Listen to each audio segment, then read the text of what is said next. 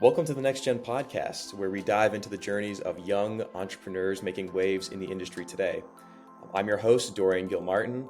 Thank you so much for joining us for this special edition episode of the Next Gen podcast, where we're looking back at some of our favorite, most inspiring and fun moments over the past year of podcasts.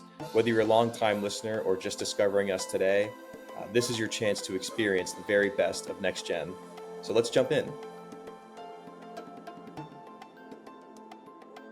Essence's story is a perfect example of persistence and creativity, something she's not lacking in either of.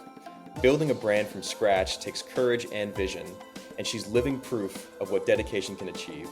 And we're so happy to have had the opportunity to have had her on the show. So honestly, I think your purpose is always one of those things that finds you. So in the midst of not having the word entrepreneur in my vocabulary, it was still something I was so naturally drawn to because my mom was a business owner. So I always saw her doing her thing, and she had an event planning business. So she would always take me along, and I'd be helping with the snow cones and the cotton candy while she's running the event. So I was always in the entrepreneurial atmosphere. And so again, this is something my mom took notice of, and she saw my love of fashion, and it followed me until 10 years old. And one day she said to me, she's like, you're still very passionate about fashion and creating. Is this something you'd want to turn into a business? And I said yes, and my life changed forever after that.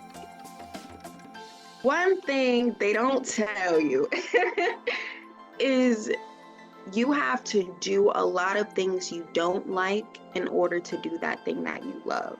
And of course, nothing that compromises your morals or anything along those lines, but just in terms of business, I don't like administration work. I don't like having to go through a bunch of paperwork, but it's such a significant part of the process. I've learned to respect it. You want to read all your contracts all the way through, make sure you have a clear understanding of everything you're signing. And I think for me personally, aside from that, a lot of it was just, currently speaking, I'm a web designer now, creating my own website because I have a vision and I want to see it through. And sometimes it's easier to do things on your own as opposed to explaining them. So it's a lot of learning how to do a little bit of everything in the midst of being an entrepreneur, because you want to be educated on different things. So that way, when you are putting someone else in place, you can still oversee and follow and keep up with everything that's going on within your company.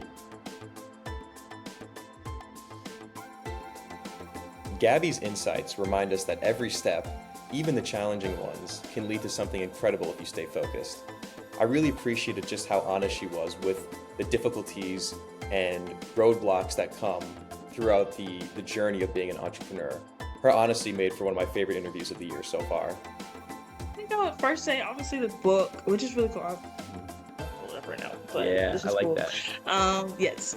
First time I've ever written a book, so that's really cool. All the awards were great. Being able to meet a lot of young girls, I think, is something that's really, heartwarming to me. You never know what impact you may have. And so it's really cool to be able to be somewhere and be noticed, or after you speak, people wanting to come up and, take pictures with you or talk to you, or things like that. It's really hard. It's really, gratifying to me as a person. And I've been able to learn about leadership in so many different ways, in so many different instances, not just in entrepreneurship, but in clubs, in my school, in my community.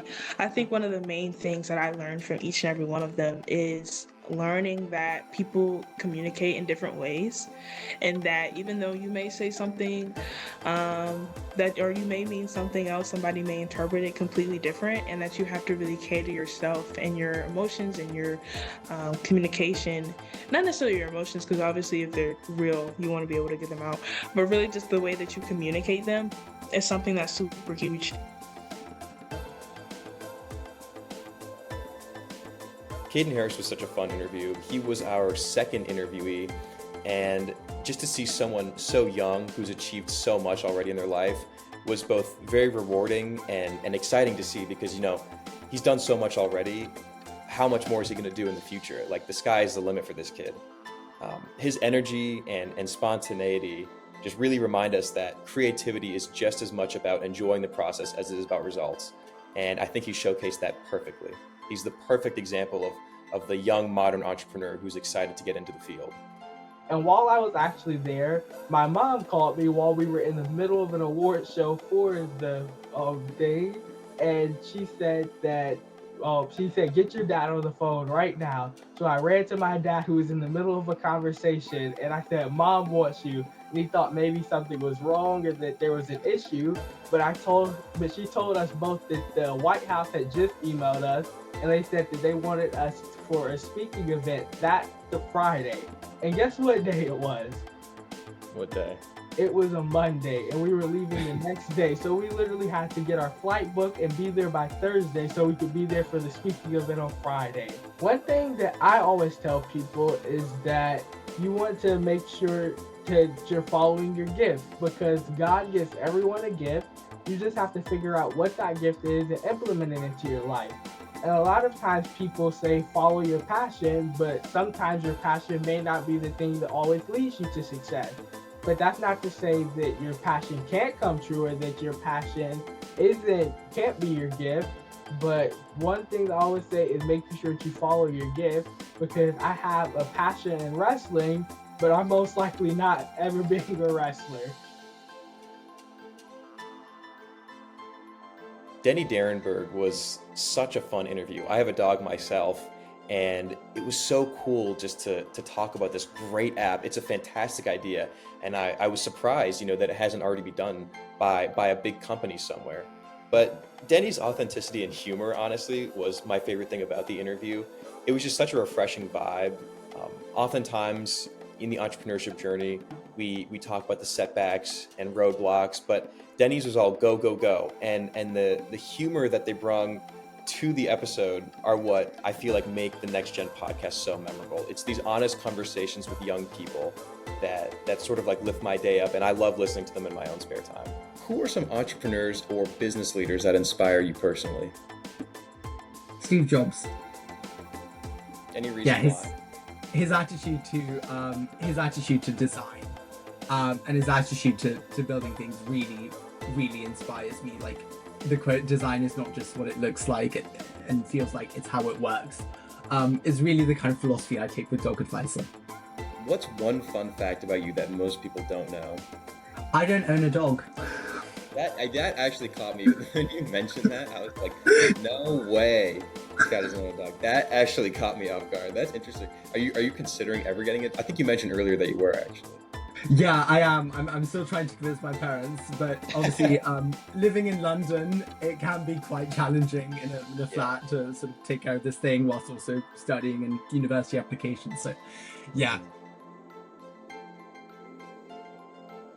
Ava Dorsey, I feel like, gave our listeners, especially the young ones, real applicable steps that they could use. I think that this is one of our most technically strong interviews, and that's why we picked it for today, is because Ava gave steps to young listeners that they can apply right now, while also inspiring them to think bigger and stay motivated. It's really hard to find, precise tips online or from anyone really. Everyone has a different method and mode that they use to get to this point in their entrepreneurship journey. You go on YouTube and you hear about all these steps, like how to start your entrepreneurship journey fast.